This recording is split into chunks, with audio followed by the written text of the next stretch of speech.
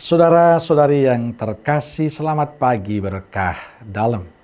Sudah kita memberi senyum hari ini, Kamis 17 Februari 2022. Salam sukacita untuk kita semua. Kita awali permenungan kita hari ini dengan tanda kemenangan Kristus. Dalam nama Bapa dan Putra dan Roh Kudus. Amin. Permenungan kita diambil dari Injil Markus bab 8 ayat 27 sampai 33. Saudaraku yang terkasih, Markus dalam kisah Injilnya hari ini menceritakan pada kita tentang Yesus pergi ke kampung-kampung di sekitar Kaisarea Filipi. Dia bertanya kepada murid-muridnya, kata orang, siapakah aku ini? Para murid menjawab, ada yang mengatakan Yohanes Pembaptis, ada juga yang mengatakan Elia, ada pula yang mengatakan seorang dari para nabi. Kemudian Yesus menyusul dengan pertanyaan yang lebih penting bagi para murid. Tetapi apa katamu sendiri, siapakah aku ini? Dan Petrus mewakili teman-temannya menjawab, engkau adalah Mesias. Mendengar jawaban Petrus yang mewakili teman-temannya, Yesus kemudian menjelaskan pada para murid bahwa anak manusia harus menanggung banyak penderitaan. Ia akan ditolak oleh tua-tua, oleh imam-imam kepala dan ahli-ahli Taurat, lalu dibunuh dan dibangkitkan sesudah 3 hari. Rupanya Petrus tidak menerima penjelasan Yesus ini, maka Petrus menarik dan menegurnya.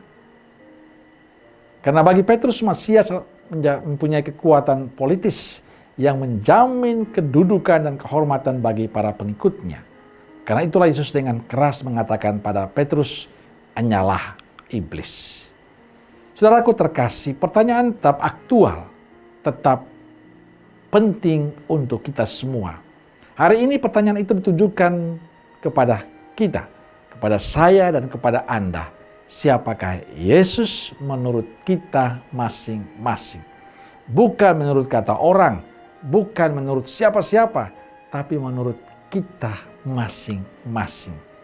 Ini mau menunjukkan tentang Kristus yang kita hayati, bukan Kristus yang kita hafal, yang kita dengar, yang kita ketahui.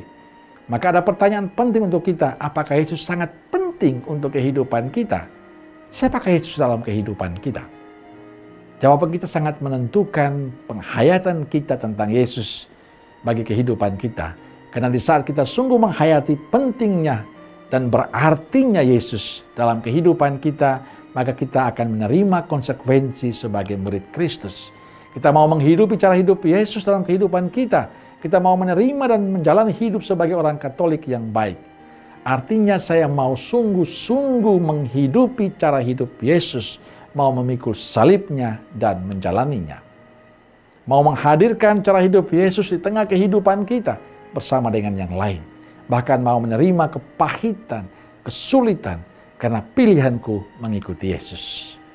Saudaraku terkasih, menjadi murid Yesus bukan hanya saya mau dibaptis, bukan hanya saya ikut misa, saya bisa berdoa. Tidak. Menjadi murid Yesus berarti menghayati kehidupan Yesus dalam keseharian hidup kita.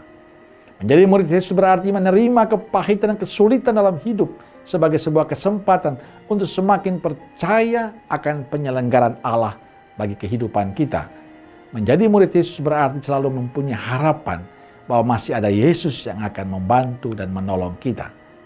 Menjadi murid Yesus berarti dalam ketidakpastian hidup, bahkan dalam kepahitan yang paling pahit, saya tetap yakin bahwa Yesus akan selalu membantu dan menolong saya. Dengan semua konsekuensi itu, apakah kita sanggup menjadi murid Yesus yang sesungguhnya? Inilah tantangan kita yang perlu kita jawab. Siapakah Yesus menurut Anda dan saya? Selamat merenungkan. Amin. Semoga Allah yang Maha Kasih memberkati saudaraku sekalian, Bapa, Putra, dan Roh Kudus. Amin. Keluarga Kudus Nazaret, doakanlah kami. Amin. Berkah dalam.